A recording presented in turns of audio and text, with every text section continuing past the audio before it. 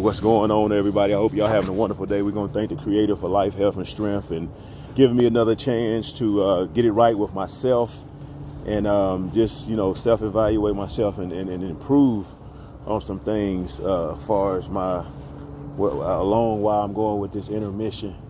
But yeah, we got a great topic today. I usually would show my face or whatnot, but sometimes I like to. Sometimes a lot of people, they don't want to see your face. I'm not saying that that's the case, but I'd rather let y'all look at the trees and, the offer and the beautiful world that we live in and how beautiful it is, fall coming up. And, you see the colors and everything changing from the trees and leaves falling, all that stuff. But we thank Mother Nature for continue to do what she do best, and it's provide and nurture and give. And so I'm trying to do what's best in me, and I'm trying to provide and nurture and give as well also into this video. But I got a good topic today, and it's going. The name of the title is going to be "Stop Worrying About How the Dog's Acting, but Worry About what the dog is going to become, or worry about how the dog is going to become, what the dog going to become." So stop trying to worry about how the dog's acting, or worry about the dog, what the dog is going to become. And so, again, like I say, I'm going to try to keep this in the 20-minute mark. I know sometimes I can get very lengthy with time and get lengthy with words and et cetera. But I'm trying to lead you to the right way instead of straying you into somewhere where a desolate place where you don't know where you just stuck right there. You know what I'm saying? So, and I don't want to do that. But yeah, man, we're going to talk about that. So a lot of people, they continue to worry about how the dog acting instead of becoming. And you have a lot of situations like that to where, the dog can be great within time if you allow it to present itself to you and him or her, and we so worried about how the dog acting is prey drive up there instead of wanting to see what the dog was going to become. And I know at one point in time when you got a dog from a kennel, a good kennel, you wasn't even really worrying about what he was becoming at the time, but you were just seeing how they was going to look, how they was going to, pretty much how the imagery of the dog was going to become before before you even got it, or when you got it, the processing from whatever time you got it from, say, from like 8 weeks to et cetera on down, and you looking like now he's 4 months. Oh man, he's starting to look good at 4 months. Now that he had like 8, 9, almost a year, and so you're getting a lot of good compliments on your dog or whatnot. And then we used to have more love for the breed than instead of just worrying about how this dog acting. But a lot of people, they'll tell you especially if your strand of dogs. Like I was telling the gentleman, he got Jason and Maria, real cool guy. We chop it up here and there during the week, and then we just be expressing a lot of things, how we feel about everything. But I tell him, by just having this conversation with me, he give me fuel to do a better and greater job than I did last time. But he was like, man, them dogs, they act exactly like you said. I said, bro, I told you, I look at my product. I know what my piece of artwork is going to be. And but we don't sometimes take the time out. We're so busy worrying about how the dog is acting instead of what the dog is becoming. And so, and I think a lot of times I don't really want to go back too far, because the only thing I got good experience with this, some of the dogs like around, because I was born in 81. And really, I ain't started really seeing them dogs about 84, 85. But I seen how good they were. And I'm going to just say from the 80s to the 90s and this early 2000s, they knew what them dogs was going to become. And they some of them made us saying, look, these dogs come out hot at a certain time. But a lot of time they would tell you, just wait on him. They gonna do with the bloodline what they was bred to do, and what they was what's down up in they gene pool or whatever, or their ancestry, or however you want to say it. They gonna do what they supposed to do. regardless. And a lot of times I think we took pride in just waiting to see what they was going to become, instead of just worrying about how they acting. And then, you know, you see a little bit of, you know, they'll flirt with a lot of little good traits that'll come out a little early. Some of them will come out early, some of them will come out later, but they flirting with these traits that's coming out. So you like, man, it's a high dog. And so now, mind you, they still paying back in that time, you know, $150, $200, $300, but great dogs. And they wasn't big on, some of them wasn't. I know some of them, they were just on the fact of they got a good line of dogs from this kennel that really had a good keep on his word or his kennel or how his dogs are acting, you know, instead of just out there just giving you anything. But nowadays, like I said, they so busy worrying about how the dog acting instead of becoming. I said I'd rather for him to worry about, me personally, I'd rather like it right at the end, or by the time they mature, the maturity level of the dog come fully out instead of half of it coming out when they early. You see what I'm saying? Because now you can break a dog's spirit by trying to put him out there too early and trying to pressure the dog and not letting it just come naturally. And we all know sometimes the dog may not get that full potential, and sometimes they just gonna be stagnant, or they gonna be where they at. But not saying that you can't pull any good things out of them dogs, because I feel like, me in my own opinion, like, again, we go back to that what I said. It's about when you experience anything with life, I don't care what it's dealing with, it's only your own theories of inexperiences and experiences. So me personally, if the dog's giving me something, then I can pull something off of that some of them traits that he giving me now. Now what they not giving me, I can say, okay, I need to add this to it. You know what I'm saying? Because the dog can be still a great dog, but they may not have the whole package deal. See, and back then, like I said, and the only reason I'm being relative to back then is because a lot of time, a lot of good people knew and understood bloodlines more than rather just looking at them doing just one thing. You know, they understand the whole package. Like, you know, the breeder would tell you, like, look, this dog gonna start acting like this at like right of the year. Some of them, they say, man, they might start acting like this at 2 years old. Now, this is what he's been evaluating, and he's been monitoring and examining over so many breeds that he don't have, or she don't have, no done. So, but yeah, man, and I think that's why a lot of times the bloodlines fade away. They die out because we so busy worrying about how they act and then and on. This is like, me personally, man, I like to use great examples so I can get y'all guys to understand where I'm coming from and where I'm going to. Coming from and where I'm going to. That's like, you know, you got your kid or something, you know, you got karate class or something, and you know, so she go out there, he go out there and training for this karate, and now they got another little kid that's been in karate since they were born, you know, and they just say they the right age. So which one you think gonna have the more experience? The one that's more settled in, the one that's more you know, what's the word I want to use? The one that's been, you know, doing this since they was at childhood.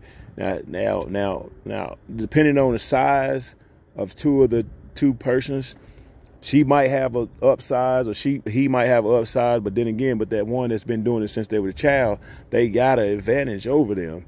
And that's why I say wait until what the dog becomes. So that right there plays a big part, far as, you know, the other side of how they acting. So the child may be acting like she got great potential, but she's saying, oh, I'm ready, parents, and then they just do it. You know how in karate, right, they do a little, you know, they school each other out, and then she might, for within that 30 seconds to about a minute or a minute and a half, she might be like looking like good, but then that child that's been, you know what I'm saying, that's been in it since she was, you know, of age, been doing it a lot longer, got more experience. So he take her out, boom, boom, you know, do that. And that's the same thing with the dog. So that's why I say what I be saying about certain things about waiting on it to become. And I use another great example. Like, I knew my dog Goya Bean, when I first got the dog was just, man, just a flat out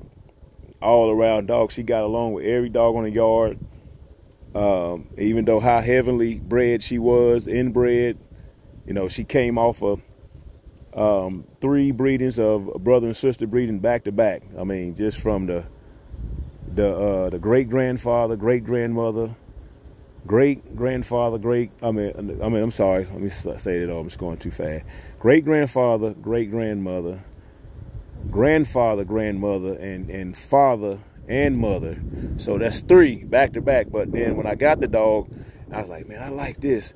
And so, I said, I'm gonna breed it to my other, my other Lackey Brit dog, because I was wanting to try to get much as dogs out of him I could. And I wish I could have bred him again before he, But anyways, but she had a litter for me, real good, solid litter. Took care of him. One of the best moms I ever had. Didn't have to worry about her acting all crazy and acting all, out of whack. And I had to worry about her biting her pups and all that stuff. And but as the older she got, around that five-ish, right around 5, she started getting more crunker, like it was starting to come out of her. But you see, I wasn't really worried about the dog, how she was acting. I was worrying about what she was becoming, and them traits started coming out because like any dog that get on the yard, she would start getting rowdy too. So all that stuff over that period of time, whatever that time was, it was 2 years, it was intensifying something inside of her that started clicking, like, and sometimes we know the faster for the car to go, the more air you need for that gas to flow through. So for her to be able to just have that time with looking at everything else on the yard, it was having that, that more air and more time, more ventilation time, and letting her mature and letting her, her high prey drive come. So it was a beautiful thing to sit and watch, man. And like I said, but we too busy in this time of day that we worry about how the dog acting. That's all you hear, how the dog acting when they sell a pup, how the pup's acting. And that's cool to ask for that. But if you come and get a good dog from a good breeder, and they telling you, because I like to tell everybody, once they get these dogs, I tell them the odds and the outs and all that stuff, so they'll know what to look for instead of just trying to find it out on their own. And that ain't a good way to do it. Because like I tell you, number one, I'm about the breed. Number 2, I'm about the business. I'm about the breed, I'm about the business too, but also I'm about the pleasure. The pleasure at the end of just where I say where you get, you get good results. People talk about your stuff, the high percentages that your dogs is you and your dog, y'all able to coexist as far as, because even though I'm putting it together, but they still have to produce at a certain percentage for me to be able to say, okay, get somebody to talk about me. But so that's why I say we are together, we are a team. I get the credit, but they just get more credit than me, because if he gonna produce and his offsprings produce for me, hey, that's all good results. But yeah, I think this was really a good topic, and I'm trying to keep it under the 20 minutes. I got about 7 minutes, so I'm gonna try to say some more good things. But yeah, we continue to worry about how the dog's acting instead of becoming, and that's just like me right now. As I'm gonna just use another analogy, my daughter, very smart. Now she know and it kind of, makes us upset whenever she's not on, kind of being on point. But she is on point. But we trying to get the little silliness. So she know her ABCs, and she don't set them before. She can count to 20, which she should be counting higher. But she only 4 years old. But she's very smart. But sometimes she be like, I don't know, or she be trying to guess. So that kind of makes us upset. But we know, I know how smart she is, because she was already talking at like a year old, before a lot of kids don't start talking later on when they start getting up age. But we more focused on what she's becoming. Even though all that stuff gonna come, it's just gonna boom. But we got some more things to really just help that young lady out as far as that. But just as well as the dogs, you gotta push your dogs, not really to the limit, but you gotta see what your dog's strengths and what your dog's weaknesses. They got weaknesses, and every one of them do at some point, but you try to work it out of them, and sometimes you have to breed it out of them, so vice versa. But anyway, like I said, we definitely at a time in an age that, you know, we always act, oh, the dog acting, instead of waiting for the dog to come. Now, you might get a good deal on something. You might get a dog for free, and you want this dog to act like this. And some people, you know, this only for educational purposes only, so this ain't saying nothing out the way. Or some people throw some dogs out there before they time, and then they wonder why they dogs is not performing the way they supposed to perform, because you don't broke the dog's spirit, and you don't broke the dog trust between you and him, because you want to put him out there or her, and now you like, oh, this dog ain't no good, blah blah blah blah blah, and which we know sometimes dogs ain't meant for certain things. You should be evaluating and monitoring that dog, examining that dog, so you already should know how the dog acting. That's like putting us in something if we haven't trained for us. And some people is very adaptable.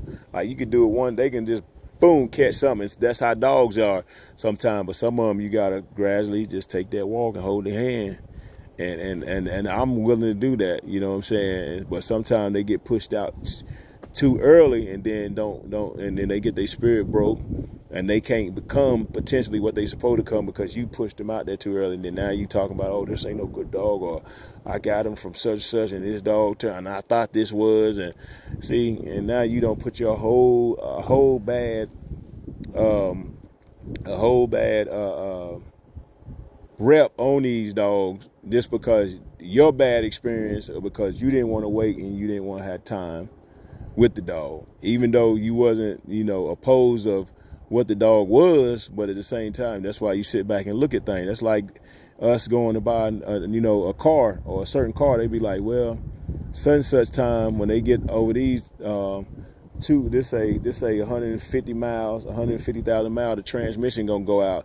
So you like, well, I still like the car, but I'm gonna take my chance. So when that 150,000 miles come, the transmission say, oh, mine didn't go out, but it might drive for another. See, that's a chance we take with these dogs, just as well as other stuff too. But you can't downplay it if you don't know too much about it, or you don't hear somebody else talking about it. They experience. Your experience is not gonna be like your experience with it, unless it's a bad product. But what I'm saying is, if you like something, why not get what you like? And even though some dogs or some strands, they'll have some flaws in it, but you still try to improve them flaws by trying to make it flawless. Like I heard my man say, Senator K9, he said, man, in order to have an apex animal, you gonna continue to always go through that culling process, because you want to have the best of the best, and I'm a firm believer of that. So like I say, I listen to my mans, and I take a lot of stuff in when I'm listening to everybody. I don't care if I don't follow you, even if I'm still listening, seeing what I can pull off of it, or seeing if I'm gonna be able to deal with it in my own way. So we up 2 minutes.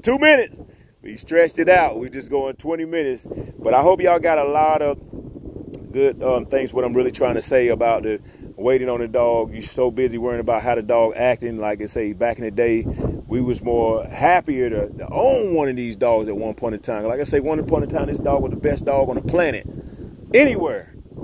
And we were just glad to have an ownership of. But now we just like, if they ain't acting like nothing, I ain't want the motherfucker. Excuse my language, but that's how they be. And we gotta just understand the breed or the strand inside out and all the way in the middle too. We gotta understand it. And that's why you go back and look at their pedigree to understand what the breeding was, where he was going or where she was going with the breeding, and what they was really, what their main purpose or main objective behind doing this breeding, you know. So that's what you gotta look for. But like I said, man, we're gonna go ahead and get out of here. We had 20 minutes, but I appreciate y'all just taking the time out to listen. I was on my break. Thought maybe I'd do a video, and so the name of the title is Stop Worrying About How the Dog's Acting and Worry About the Dog, what the dog is becoming. And we take too much pride on how the dog's acting. We know all strands gonna turn on whatever time they gonna turn on, but if you don't have the patience and the time and the mind and the spirit for these dogs, you don't need to own one. I'm just telling you. because it's gonna take a lot. It's gonna take a work. And I gotta say this too. I mean, I've been really having, you know, really patience with breeding out the underbite in mind. You know what I'm saying? Just that's why I want to do what I did, because I want to take the time out to coil and breed that out. Now I was having some good dogs even when they had underbites, you know, but I'm almost there. I'm almost got it bred out, and it could reoccur again, but that's why you go back to the culling process, you know. So, but anyways, I hope y'all really enjoyed this video, man. All Will Kennels of the Carolinas at your services. You know, if you got any questions, hit me up. But comment. I like the comments on there, so I can get back and you know, get how I feel, or you know, respond to your comments on here. But all right.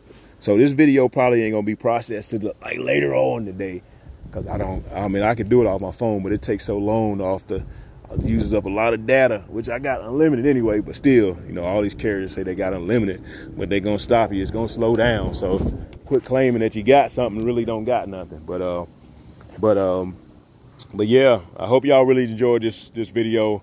I really try to take the time out to get my best experiences, get my best thoughts, for what it's worth, and try to continue to just make improvement on the breed, and that's what I'm trying to do. So All Will Kennels at your services. All Will Kennels of the North Carolina. I mean, All Will Kennels of North Carolinas, of the North Carolinas at your services. Dang, I'm getting tongue tied, but all right, y'all have a good one.